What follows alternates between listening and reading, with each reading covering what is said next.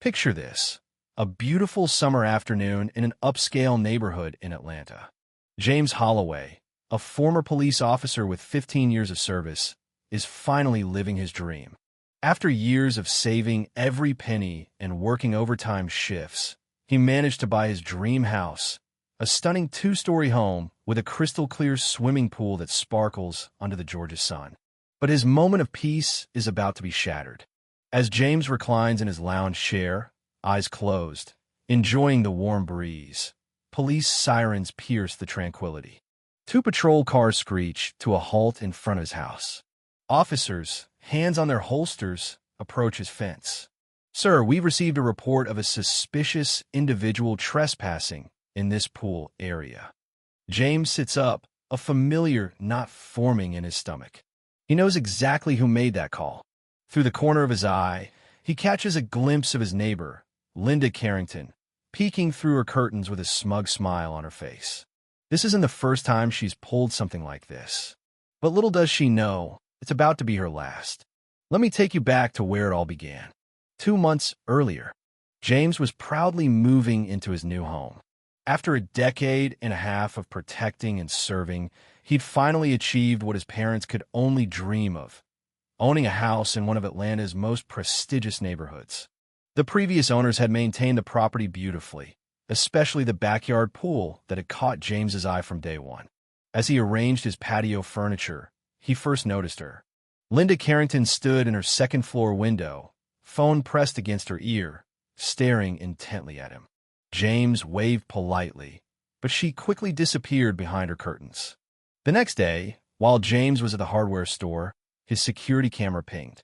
There she was, walking through his unlocked back gate, like she owned the place. Wearing a designer swimsuit and carrying a luxury beach towel, she casually laid her things on his pool chair and dipped her feet into his pool. When James returned and confronted her, Linda's reaction was unforgettable. "Oh," she said, feigning surprise with a hand to her chest. "I thought you were the new pool maintenance man. The previous owners always let me use their pool." Her condescending smile made his blood boil, but years of police training had taught him to stay calm. "Ma'am, I'm not the maintenance man. I'm the new owner," James replied professionally. "And I'd appreciate it if you'd ask permission before entering my property." Linda's face twisted into an expression of disbelief. "You? The owner?" She laughed nervously. "There must be some mistake. I know the realtor handling this property, and she never mentioned—" "Well," she gestured vaguely at him, leaving the racist implication hanging in the air. "There's no mistake, Mrs. Carrington. This is my home, and you're trespassing. Please leave." James's voice remained steady, but inside, he was counting to 10. As Linda gathered her things, she muttered under her breath, "We'll see about that." It wasn't a threat. It was a promise. The escalation. Over the next few weeks, Linda's behavior went from annoying to outrageous. One Saturday morning, James woke up to voices and splashing.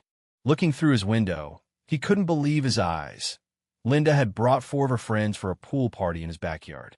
"You need to leave immediately," James announced, stepping onto his patio. "This is private property." "Oh, don't be difficult," Linda waved dismissively. "We're just having a little fun. Besides, this pool barely gets any use." Her friends looked uncomfortable, shifting in their designer swimsuits. "Linda told us she had permission," one woman whispered, quickly gathering her things. James maintained his composure, remembering his de-escalation training. "Mrs. Carrington, this is your final warning. The next time you trespass, I'm calling the police." "Go ahead," Linda sneered, being the last to leave. "I know everyone at the precinct. My husband plays golf with Captain Reynolds." That afternoon, James installed security cameras. He had learned from his years on the force, document everything. Within days, the cameras caught Linda testing his gate, peering through his windows, and even attempting to use a key copied from the previous owners. The final straw came when she hosted her book club in his backyard. James returned from grocery shopping to find 8 women in his backyard, drinking wine and lounging by his pool. This time, he called the police. Officers Grant and Mendoza arrived, his former colleagues. "James, long time no see," Officer Grant started, then noticed the situation. "Oh, it's this kind of call." Linda immediately switched to tears. "Officers, I'm so glad you're here. This man is harassing us. We've always had pool privileges with the previous owners, and he's being completely unreasonable." "Ma'am," Officer Mendoza interrupted, "Mr. Holloway was one of our best officers. If he says you're trespassing, you're trespassing. Please leave before we have to make this official." As the women hurried out, Linda's face turned red with humiliation. "This isn't over," she hissed. "You don't belong here, and I'll make sure everyone knows it." The perfect plan. Linda's campaign against James took a darker turn. Mysterious, concerned neighbors began posting about suspicious activity at his address. His morning newspaper started disappearing. Anonymous complaints flooded the HOA about his unkempt yard, despite it being perfectly maintained. But James had spent 15 years in law enforcement. He knew how to gather evidence. His cameras caught Linda stealing his newspaper at 6 a.m., photographing his house at odd hours, and even sprinkling plant killer on his prized roses under the cover of darkness. During the monthly HOA meeting, Linda played her biggest card yet. "I'm concerned about property values," she announced, shooting James a side glance. "Some recent changes in the neighborhood have made my potential buyers uncomfortable." James calmly stood up, phone in hand. "Interesting you should mention property values, Mrs. Carrington. Would you like to explain this footage of you vandalizing my garden last Tuesday at 11:47 p.m.? The room fell silent as he played the crystal-clear video. Linda's face turned pale. That evening, James discovered his pool water had been tampered with, filled with dish soap. As he watched the bubbles float across his once pristine pool, a plan formed in his mind.